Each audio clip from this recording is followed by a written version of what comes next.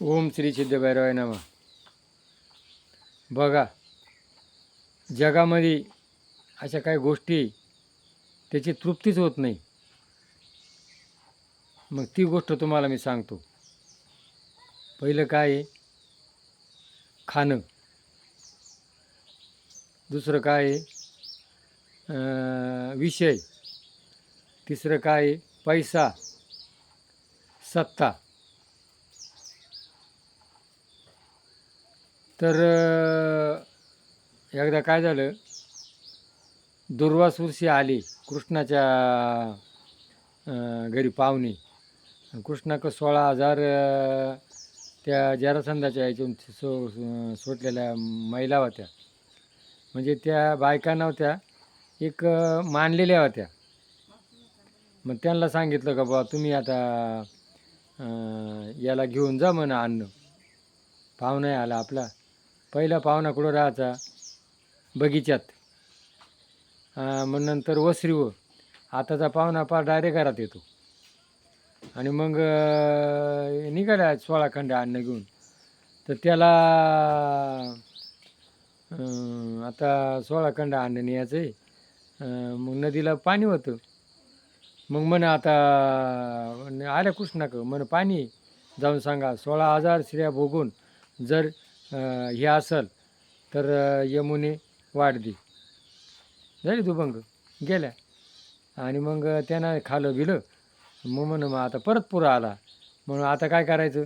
मग म्हण आता असं करा, तुम्ही तिकडून कसे काय आल्या? मग कृष्ण असं म्हणला, 16 खंड अन्न खाऊन जर दुराच उपाशी असेल तर वाढ दे. झाली वाट. म्हणजे विषय तृप्त होत नाही, खाणं तृप्त होत नाही. दुसरं काय? पैसा. आज हिरोबाई अंबानीक एवढा पैसा आहे तरी मन काय भरत नाही. सत्ता. मोदी किती वेळा पंतप्रधान झाला तरी सत्ता काय भरत नाही. आणि आज काय निघाला? इंटरनेट. बघा, प्रत्येक माणूस काय करतो? 350 रुपयाचा रिचार्ज मारतो आणि रातना दिवस पाहत बसतो. लहान असो, वयस्कर असो, स्त्री असो, पुरुष असो, पण त्याचं आत्मा काय भरत नाही. काय?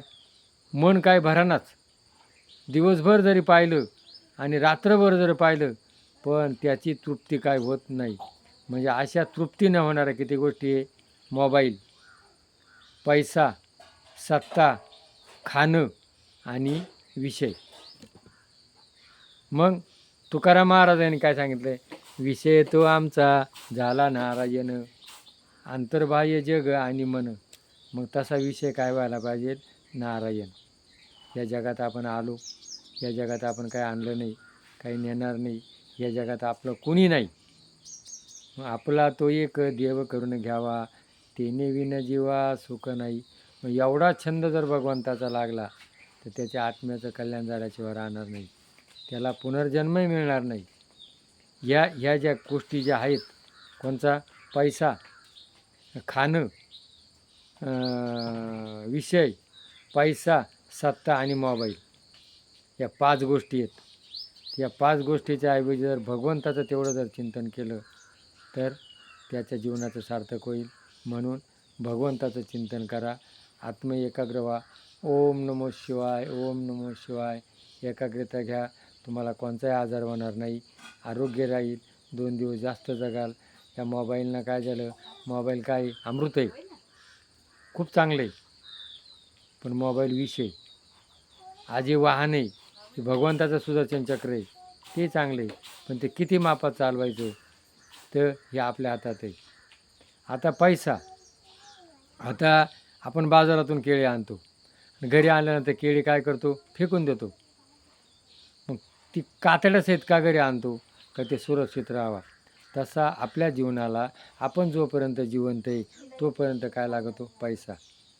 पैसा हे काय? साधन आहे. पैसा हे सर्वस्व नाही. आपल्याला राहण्याकरता काय पाहिजे? निवारा, अन्न, वस्त्र, निवारा, घर पाहिजे. पण अति नको आहे. मग जगात वाईट काय? अति, अतिरेक. कोणत्याही गोष्टीचा अतिरेक केला का ती गोष्ट दुःखकारक ठरली जाते.